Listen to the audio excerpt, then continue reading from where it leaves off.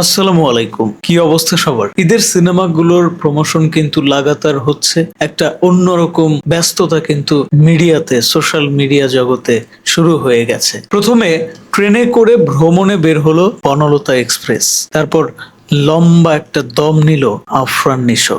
ওদিকে প্রিন্স ব্যস্ত তার রাজত্ব কায়েম করার জন্য। রাক্ষস কেন পিছিয়ে থাকবে ভাই? রাক্ষস ভয়ানক ব্যাপার স্যাপার ঘটায় ফেলছে।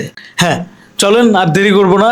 এখন আমরা রাক্ষসের যে অফিসিয়াল ট্রেলার আসছে সেটা দেখবো। এর আগে একটা ফার্স্ট লুক মোশন পোস্টার নাকি টিজার টাইপ কিছু একটা আসছিল, ওই যে ঝলক আসছিল, যেখানে ব্যাডাস একটা ব্যাপার স্যাপার দেখা গেছিল ক্যারেক্টারটার মধ্যে। সিয়াম আহমেদের ক্যারেক্টারের কথা বলতেছি। এবার দেখার পালা মেহেদী হাসান হৃদয় আসলে কেমন পরিচালক। শাকিব খান সাথে থাকলে যে কেউ অন্য লেভেলে চলে যায়। তবে মেহেদী হাসান হৃদয়ের মধ্যে একটা ব্যাপার আছে, সেটা আমি ভিডিও দেখার পরে বলবো। চলেন আগে আমরা দেখি এটা। হ্যাঁ, টাইটেল কি দিছে? রাক্ষস কোপ শুরু অফিসিয়াল ট্রেলার। আবার কোপ শুরু, এটা কি লেখছে? কোপ শুরু। সিয়াম, সুস্মিতা, এটা কি সুস্মিতা? ওই যে কলকাতার ওয়েস্ট বেঙ্গলের যে ওই যে জিতের নায়িকা, সুস্মিতার নায়িকা হিসেবে দেখতে সুন্দর, কিন্তু অভিনয় কিন্তু একটু স্টাক আছে, মানে একটু এমন জানি একটা। যাই হোক, সেটা এই সিনেমায় অন্যরকম হইতে পারে, ভালো হইতে পারে। মানুষ বলে নারী কিসে আটকায়, নারী বলে মায়ায়, ভালোবাসায়। আমি বলি না, নারী আটকায় লোভে। ও, কথা কিন্তু কঠিন, ডায়লগটা কিন্তু পছন্দ হয়ে গেছে। হ্যাঁ, নারী লোভেই আটকায়। সত্যি, এটা সত্যি। লোভে পাপ আর পাপে। ওকে, এখানে কিছু কথা বলার আছে। ডায়লগের মধ্যেই গল্পের খুঁটিনাটি বোঝা যাচ্ছে।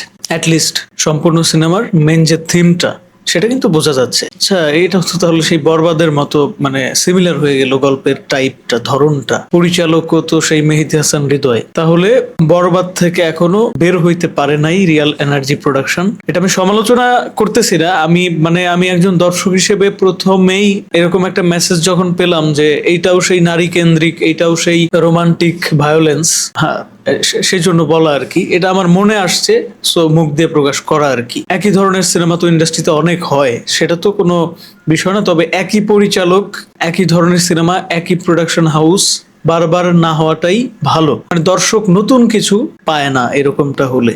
যাই হোক, এখানেও পয়েন্ট করেন, এখানেও হচ্ছে আপনার নারী, এখানেও একটু ওইরকম পশ টাইপ একটা ক্যারেক্টার। বরবাদের যে ক্যারেক্টারটা ছিল শাকিব খানের, আরিয়ান মির্জা। ওকে, দেখা যাক।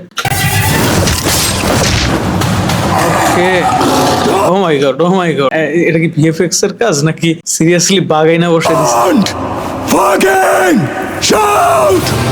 সিয়ামকে কিন্তু খারাপ লাগতেছে না, তবে আবারও সেই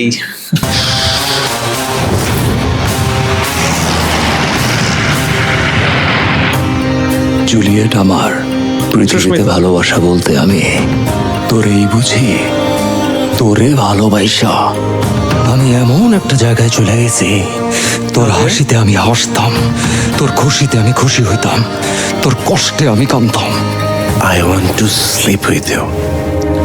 ও মাই গড, রোজা রমজানের দিন এগুলো কি ভাই? Mother fucker. Okay, Shahidul Alam Sachchu. Wait, তার বুকে কাঁধে গুলি, রক্তাক্ত অবস্থা, তার মানে কি মৃত্যুর আগ মুহূর্তে বলতেছে এটা নাকি? আচ্ছা, ওকে, comes an action. O O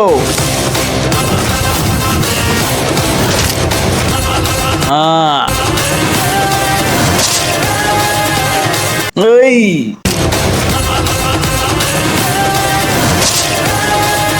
O my god, O my god, বর্তমানে এটা ট্রেন্ডে চলতেছে। হ্যাঁ, এটা অন্যরকম ট্রেন্ড হয়ে গেছে যে হিরোর গায়ে ট্যাটু করা থাকতে হবে ভাই। সে যেহেতু এরকম একটা গ্যাংস্টার টাইপ একটা ক্যারেক্টার, একটা ভায়োলেন্স করার মতো একটা ক্যারেক্টার, সো ট্যাটু ম্যাটু না থাকলে কেমনে হয়? শাকিব খানের প্রিন্সে বুকের মধ্যে ট্যাটু, সিয়ামের এই পিঠের মাঝখানে উপরের সাইডে ট্যাটু। আবার ওই বলিউডে আর একটা সিনেমা আসতেছে টক্সিক নাকি জানি, ওরও হচ্ছে এরকম ট্যাটু, বুকের মাঝখানে ট্যাটু, পেছনে ট্যাটু। Fine fine. দুর্দান্ত। কনসেপ্ট গুলো না ঘুরে ফিরে ওই একই হয়। হ্যাঁ, দর্শক নতুন কিছু পাইতেছে খুব কম অভিনেতার কাছ থেকে। আমি আসলে কি বলবো, মানে যেটা চলে সেটাই তো চালাবে না, এটাই তো স্বাভাবিক। নিজের থেকে তো কোনো কিছু আসলে মানুষ সহজে ইনপুট করতে চায় না, সহজে ক্রিয়েটিভিটির ধারের কাছ দিয়েও যাইতে চায় না। চলে, ও my god, O my god, এইটা কিন্তু ইউনিক ছিল। এইটা দেখেন কি, আরে রক্ত, বালতি ভরা রক্ত, এই রক্ত দিয়ে গোসল করতেছে ভাই। এটা কারে মারছে, নায়িকারে মাইরা ফেললো নাকি আবার? সর্বনাশ। এ তো আরিয়ান মির্জার মতোই, একই তো এখানে তো কোনো মানে তফাৎ খুঁজে পাইতেছি না। ইভেন এর থেকেও ভায়োলেন্স মনে হয় থাকবে। তো এখন প্রশ্ন হচ্ছে, এবার কি সেন্সর ইস্যু হবে না নাকি?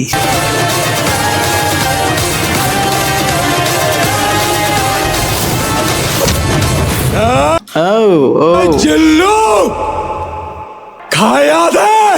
মানে কি ভাই, জিল্লু কোত্থেকে আসলো এখানে? ও মাই গডনেস, এটা কি? জিল্লু, এই সিনেমাতেও জিল্লু আছে? ও শেট, ও শেট, ও শেট। তো বরবাদ 2 ভাই, শাকিব খানের প্রিন্সের টিজার দেখে মনে হচ্ছিল এটা তুফান 2, আর মেহেদী হাসান হৃদয় বরবাদের পরে হচ্ছে রাক্ষস নিয়ে হাজির হয়েছে। রাক্ষসের এই ট্রেলার দেখে মনে হচ্ছে এটা বরবাদ 2। মানে খেলা যে কোন লেভেলে চলতেছে, কিন্তু খেলাটা আমার পছন্দ হয় নাই। বিশ্বাস করেন, এরকম হবে কেন? একটা ইন্ডাস্ট্রিতে সিনেমা হবে সিনেমার মতো। দেখেন, সিনেমা মৌলিক গল্পের সিনেমা, মৌলিক আইডিয়ার সিনেমা, সেটা একটা অন্যরকম সাড়া পায় দর্শকদের কাছে। হ্যাঁ, দর্শকদের একটা অন্যরকম তৃপ্তি দেয়। সিনেমা হলে গিয়ে সিনেমা দেখার যে আসল মজা, মৌলিক সিনেমা ছাড়া সেটা সম্ভব না। আপনারা বলবেন যে ভাই আপনি তো সিনেমা দেখেন নাই, তাহলে আগেই মৌলিক না কপি, এগুলা কি বলতেছেন? আমি কিন্তু সিনেমার সম্পূর্ণ গল্প কপি এটা বলি নাই। হ্যাঁ, আমি যেটা বুঝাইতেছি যে ধরেন আপনি একটা গল্প লিখছেন, সেই গল্প মাথা থেকে না বের করে আপনি আরেকটা গল্প লিখতে বসছেন, এবং সেই আগের গল্পটার সাথে এত বেশি ম্যাচ করতেছেন, পরের গল্পটা তার মৌলিকত্ব হারাচ্ছে, মানে তার যে একটা নিজস্বতা সেটা হারাচ্ছে। এখানে তো দুইটা সিনেমা, দুইটা নায়ক, সবকিছু আলাদা আলাদা, সবই আলাদা হইলেই ভালো লাগতো। পার্থক্যটা খুবই কম। আপনি একটু রিলেট করে দেখেন, মেহেদী হাসান হৃদয়ের মধ্যে একটা ব্যাপার আছে, সেটা হচ্ছে সে মার্কেটিংটা ভালোই বুঝে, এবং কিভাবে দর্শকদেরকে হলে টানতে হবে সেই স্ট্র্যাটেজিটা তার মধ্যে আছে। একজন হিরোকে কিভাবে প্রেজেন্ট করলে মাসি লাগবে সেইটা সে বুঝে।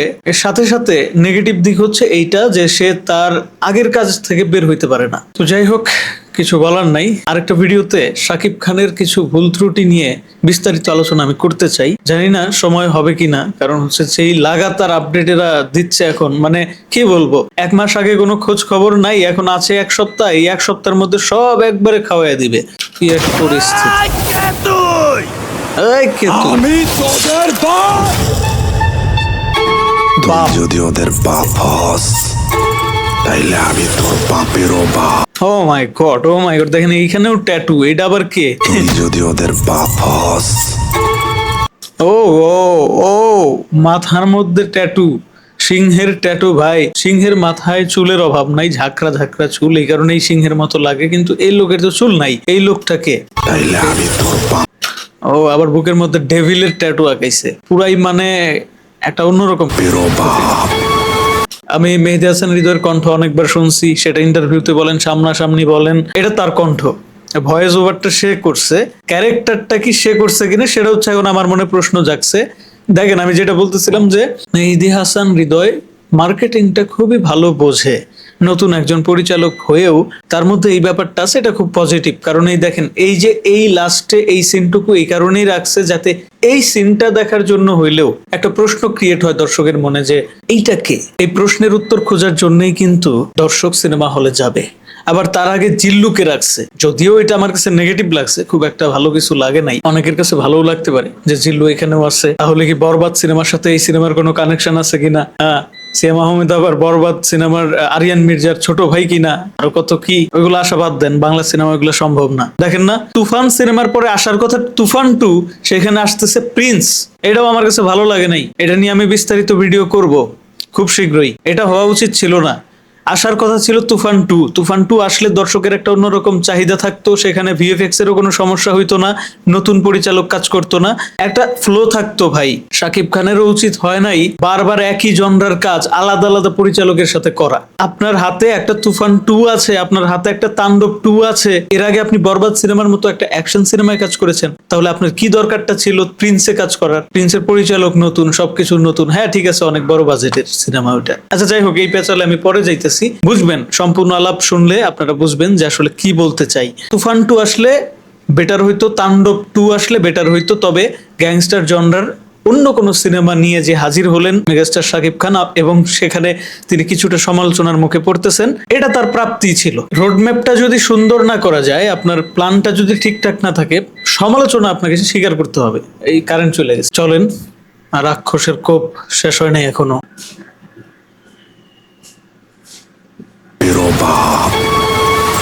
Fucking grandfather, my দাদা, oh my god। আচ্ছা, এই ক্যারেক্টারটা কি মনে হচ্ছে যে মেহেদী হাসান হৃদয় নিজেই প্লে করতে যাচ্ছে? হইতেও পারে কিন্তু, হ্যাঁ, কারণ মেহেদী হাসান হৃদয় এর আগে ফারহানের সাথে কয়েকটা নাটকে নিজে অ্যাক্টিংও করছিল, মাথায় রাখেন বিষয়টা।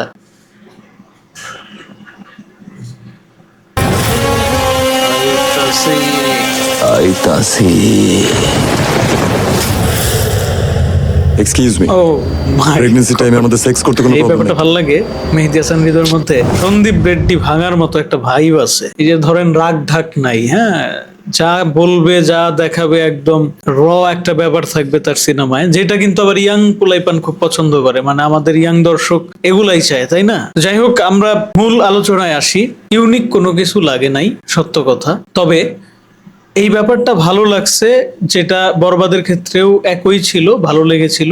একজন হিরোকে কিভাবে প্রেজেন্ট করলে দর্শক মজা পাবে, দর্শক সিনেমা হলে গিয়ে সিনেমা দেখার আগ্রহ করবে, সেটা মেহেদী হাসান হৃদয় ভালো বোঝে। জাস্ট সে যদি একই ফর্মুলা বারবার প্রয়োগ না করে একটু ভিন্ন ধারায় কিছু একটা নিয়ে আসতে চেষ্টা করতো, বলতেছি না কিন্তু যে অ্যাকশন ভায়োলেন্স থেকে সরে যাবে, গল্পের থিম একই হয়ে যাচ্ছে, এইদিকে একটু খেয়াল রাখা উচিত ছিল। হ্যাঁ, এখন অনেকে বলতে পারে আপনি তো পুরো সিনেমা দেখেন নাই, সিনেমায় কাহিনী তো অন্যরকম হইতে পারে। যদি অন্যরকম হয় সেটা কতটা? এখানে যে বিষয়গুলো উল্লেখ করা হলো, আরিয়ান মির্জা ক্যারেক্টারটার সাথেও এই রাক্ষসের সিয়াম আহমেদের এই ক্যারেক্টারটার অনেক মিল আছে। সেখানেও আরিয়ান মির্জা যেভাবে নায়িকার দ্বারা প্রতারিত হয়েছিল, এইখানেও তাই বোঝাই যাইতেছে। এখানেও কিন্তু স্পষ্ট উল্লেখ আছে যে হচ্ছে নারী কিসে আটকায়? ভালোবাসায়, মায়ায় না, নারী আটকায় লোভে। তবে এই থিমটা ভালো, ইয়াং জেনারেশনের মধ্যে এটা কিন্তু একটা আলোচ্য বিষয়, এটা কিন্তু একটা ট্রেন্ডি বিষয়। সো এটা ক্লিক করবে, কোনো না কোনো দর্শক মহলকে টানবে হলে, কিন্তু এভারগ্রিন সিনেমা হইতে পারবে না। একই পরিচালক, একই নায়ক বা একই প্রোডাকশন হাউস যখন একই ধরনের সিনেমা বারংবার করে, সেটা শাকিব খানের ক্ষেত্রে হইলেও পজিটিভ হতে পারে না। আর জিল্লুর যে প্রসঙ্গটা, জিল্লুর ক্যারেক্টারটা এইখানে আমরা দেখতে পারলাম। এই চিন্তাও করেন না যে এটা কোনো ইউনিভার্স হতে যাচ্ছে। অনেকেই ফেসবুকে দেখলাম লেখালেখি করতেছে, এটা কি ইউনিভার্স হতে যাচ্ছে?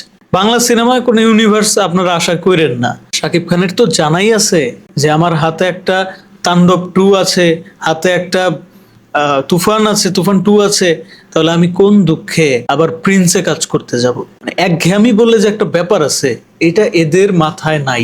বলিউড কিন্তু এই কারণেই সমালোচিত হয়, বারে বারে ওই একই কাহিনী ঘুরায় ফিরে আনে। পাকিস্তানের সাথে যুদ্ধ, পাকিস্তানের সাথে সব কিছু, ওদের ইউনিক কোনো কিছু তারা খুঁজেই পায় না। বাংলা সিনেমা ইন্ডাস্ট্রি উন্নতি করতেছে, কিন্তু সেই উন্নতিটা সম্পূর্ণ পজিটিভ ভাবে হচ্ছে না, বুঝছেন? এভারেজ লাগছে, খুব বেশি আহামরি কোনো কিছু লাগে নাই। সিয়ামের ডায়লগ ডেলিভারিতে উন্নতি করার যথেষ্ট জায়গা রয়েছে। সিয়াম জঙ্গলিতে যে পারফরমেন্সটা করেছিল, ইভেন এই ধরনের ক্যারেক্টারের কথা যদি বলি, সে তাণ্ডবে খুব ভালো করেছিল। তাণ্ডবে তার যে ক্যারেক্টারটা রাফি ডিজাইন করছিল, সেটা খুব ভালো হয়েছিল। সে যথেষ্ট চেষ্টা করছে, এটা বোঝা যায়। এখানে আরেকটা ব্যাপার আছে, বাংলাদেশের সিনেমা ইন্ডাস্ট্রির হিরো হিরোইনরা খুব একটা সময় পায় না প্রযোজকদের কাছ থেকে রিহার্সেলের জন্য। হ্যাঁ, আপনারা দেখবেন বিদেশি একটা ওয়েব সিরিজও যদি মেক হয়, তারা সেটা খুব সময় নিয়ে করে। আলাদা আলাদা প্রোডাকশন হাউস আলাদা আলাদা থিমে কাজ করবে, হিরোদের মধ্যে ইউনিক ব্যাপার স্যাপার থাকবে। একজনের সিগনেচার পোজ আরেকজনের সিগনেচার পোজের সাথে মিলবে না, দর্শক ইউনিক অরাটা উপভোগ করবে। আজ থেকে 25 বছর আগে চলে যান ভাই, ওই যে নায়ক জসিম আলমগীর রাজ্জাকদের আমলে চলে যান, এই সময়েও প্রত্যেকটা নায়কের আলাদা আলাদা সিগনেচার পোস্ট থাকতো। তাদের প্রত্যেকের সিনেমার ধরন একজনের সাথে আরেকজনের কিন্তু মিলতো না। এই কারণেই আমরা আজকের সময় দাঁড়ায় বলতে পারি যে শাবানার সেলাই মেশিন, জসিমের ঠেলা গাড়ি, কি বলি না, এখন সেগুলো কোথায় হারাইলো? বাপ্পারাজের সেকা খাওয়ার যে দৃশ্যগুলা, মানে এক একজন হিরোর প্যাটার্ন এক এক রকম ছিল, যেটা আমাদেরকে খুবই বিনোদিত করতো। এত বছর পরে এসেও সেগুলো এভারগ্রিন হয়ে থাকে। যাই হোক, এত কথা বাড়াইতে চাই না। ধন্যবাদ সবাইকে ভিডিওটি দেখার জন্য।